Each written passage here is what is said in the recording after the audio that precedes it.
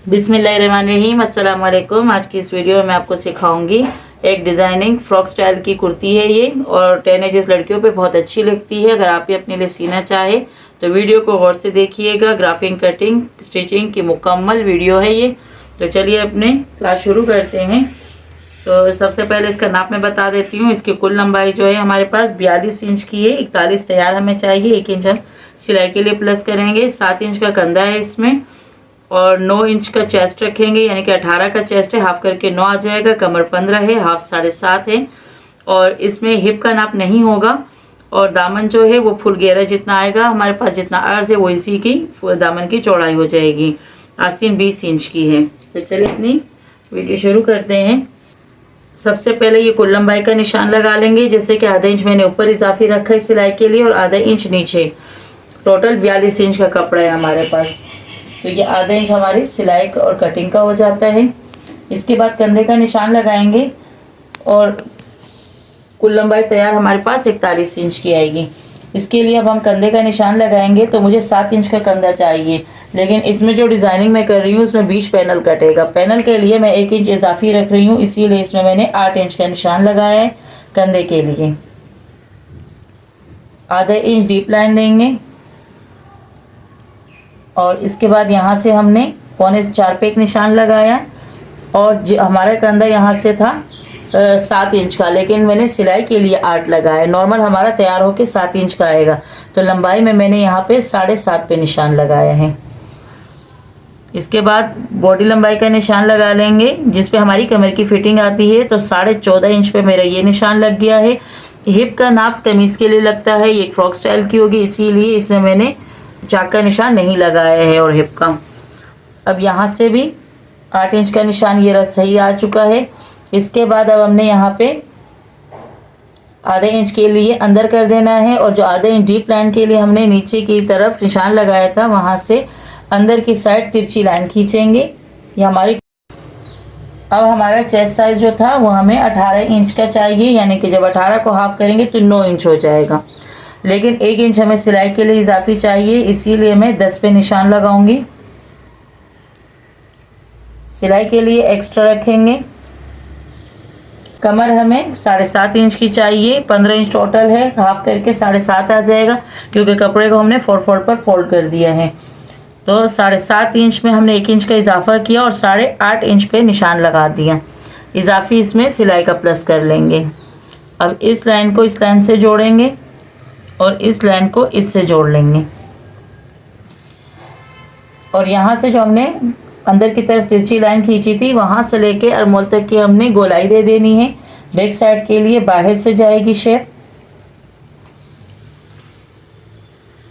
निशान लगाएंगे गले में, और गले से यहाँ तक हमने डीप लाइन के लिए मार्किंग कर देनी है। अब इसके बाद हमने यहाँ पे एक निशान और भी लगाना है। जैसे कि 3 इंच पे हमारा गला है, तो गले से थोड़ा सा आगे तकरीबन 1.5 इंच हमने निशान लगाना है। आधा इंच जो होगा वो हमारा सिलाई का प्लस हो जाएगा इसमें। तो मैंने 2 इंच पे निशान लगा लिया है। अब यहाँ से जितना टोटल हमने ये निशान लगाया था 5 इंच का है, यहाँ से भी हमने 5 इंच पे मार्किंग कर लेनी है। इसके बाद हमने ये वाली लाइन इस लाइन से जोड़ देनी है।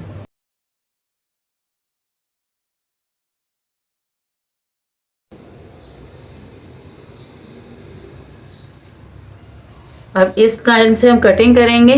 कटिंग करने के बाद जो हमने 1 इंच इजाफी रखा था, आधा इंच हमारा दोनों साइड की जब सिलाई होगा, तो उसके बाद हमारे पास 7 इंच का तैयार आ जाएगा। ये वाला हिस्सा जो है ये हमारी फ्रिल में इस्तेमाल होगा।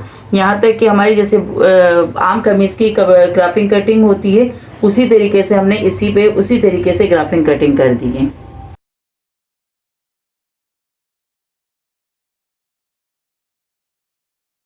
ये बीच का पैनल की कटिंग हमारी हो चुकी है। बहुत ही सादा तरीके से मैंने इसकी ग्राफिंग कटिंग का तरीका समझाया है। उम्मीद है बहुत अच्छे से समझ में आ गया होगा।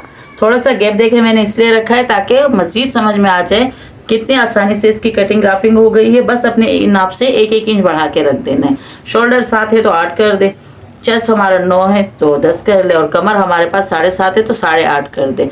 उसके बाद हमने बीच पैनल की कटिंग कर देनी है। जुड़ने के बाद फिर वो आराम से उसी नाप पर बैठ जाएगा। अब ये वाला हिस्सा जो है इसमें चुने भरेंगे, ये इसके साथ सिलेगा। बहुत ही आसानी के साथ इसकी कटिंग और ग्राफिंग का मरहला हो चुका है और अब हम इसकी सिलाई करेंगे। बहुत ही आसानी के साथ ये फ्रॉक सिल के तैयार हो जाती है। बस इसके आस्तीन कटिंग करनी है। आस्तीन के लिए हमने अरमोल का नाप लेना है। इस तरीके से इंची टेप रख के आप अपने अरमोल पे गोलाई का नाप लें।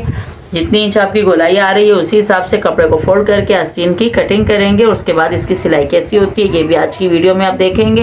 वीडियो को स्किप किए बगैर देखें ताकि सारी सिलाई और कटिंग पूरा तरीका आपको आराम से आसानी के साथ समझ में आए और आप अपने लिए तैयार कर सकें।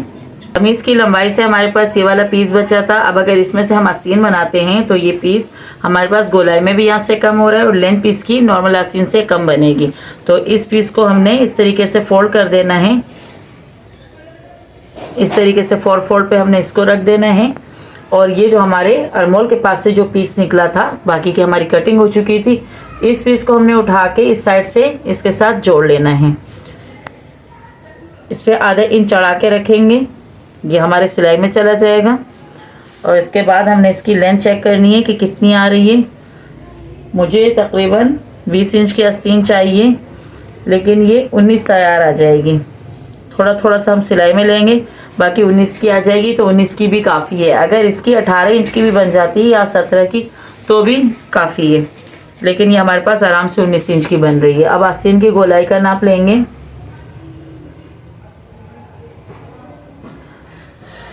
11 इंच का हमें राउंड चाहिए।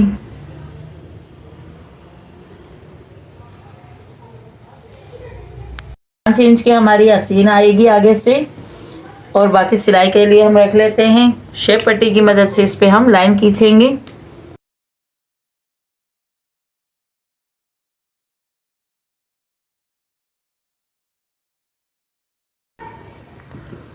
तो ये हमारी आस्तीन की कटिंग भी हो चुकी है और अब इसकी सिलाई करेंगे। ये हमारे फ्रॉक की कटिंग और ग्राफिंग हो चुकी है। ये फ्रंट हिस्सा है और ये बैक का है। तो सबसे पहले तो ये बीच का पैनल हमने हटा देना है और इसके बाद अब हमने इस वाले हिस्से में या तो प्लेटें लगा लेते हैं या चुन्नटे, जो आपको पसंद हो, चाहे प्लेटें डाल लें चाहे चुन्नटे डाल दें। मैं इसमें चुन्नटे भर लेती हूँ। इसके बाद इस हिस्से को इसके साथ सिलाई करेंगे। बीच में हम डोरी पाइपिंग भी लगाएंगे और इस साइड के साथ पैनल के साथ सीते वक्त भी दरमियान में हम डोरी पाइपिंग लगाएंगे। अब ये डिज़ाइनिंग के लिए जो हमने चुन के लिए कपड़ा रखा है, मैं इसमें चुन भर रही हूँ। अगर आपको डायरेक्ट चुने डालने नहीं आती है तो आप 2 सिलाइयाँ लगाएं बड़े टांके की और उस धागे को खींच के उसमें चुन्नटे भर लें। मैं डायरेक्ट डाल रही हूँ।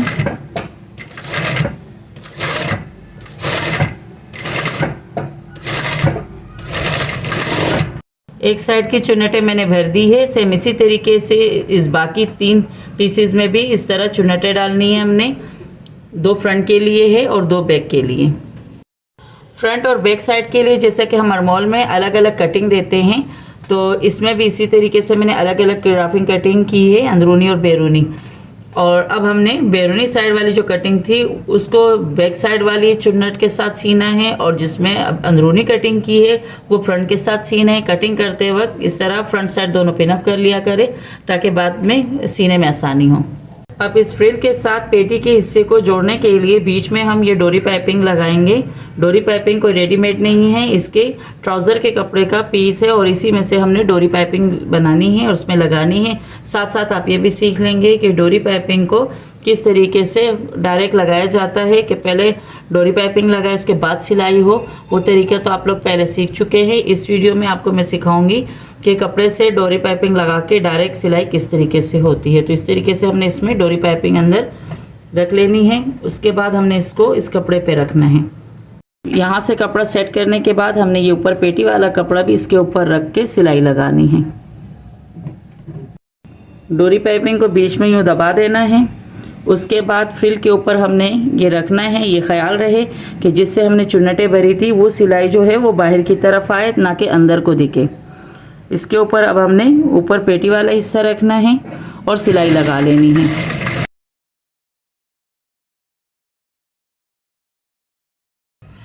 ये बहुत ही फिनिशिंग के साथ हमारी डोरी लग के तैयार हो चुकी है। अब हमने इस हिस्से के साथ पैनल का हिस्सा जो था हमारा वो सिलाई करना है। उसमें भी हमने इसी तरीके से डोरी बना के बीच में लगानी है। अब पैनल के साथ सिलाई करते वक्त इसमें भी हमने डोरी बनानी है।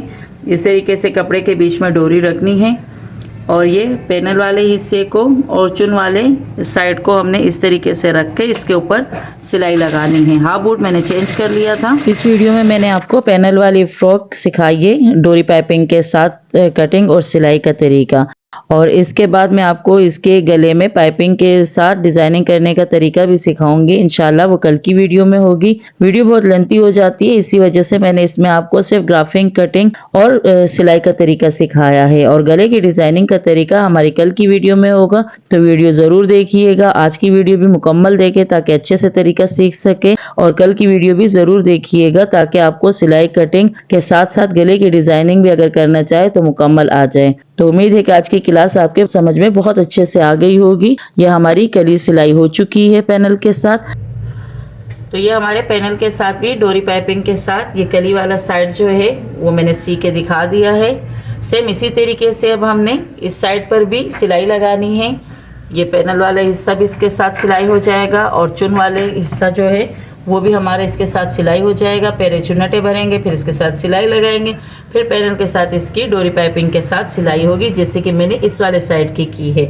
और सेम इसी तरीके से बैक वाला साइड भी तैयार करना है। आस्तीन में हमने जहाँ पे जोड़ लगाया था तो वहाँ पे मैंने गुम सिलाई के साथ इस तरह डोरी पाइपिंग लगा ली है। आस्तीन के आगे से भी डोरी पाइपिंग लगाई है, और सिलने के बाद दामन के घेरे पर भी डोरी पाइपिंग ही लगेगी। और ये बीच पैनल के साथ हमने चुन वाला हिस्सा सिलाई कर लिया है। अब इसके गले में डिजाइनिंग होगी और उसके बाद इसके साइड सिलाई लगा के फ्रॉक मुकम्मल करके मैं आपको इसकी फाइनल लुक दिखाती हूँ। उम्मीद है कि आज की क्लास आपको बहुत अच्छे से समझ में आ गई होगी। और अगर चैनल पर नए हैं तो चैनल को ज़रूर सब्सक्राइब कर लें, लाइक और शेयर भी करें ताकि और लोग भी इससे फ़ायदा उठा सकें। तो इंशाल्लाह फिर दोबारा मिलेंगे अपनी एक नई क्लास में एक नए काम के साथ। तब तक के लिए अल्लाह हाफिज़।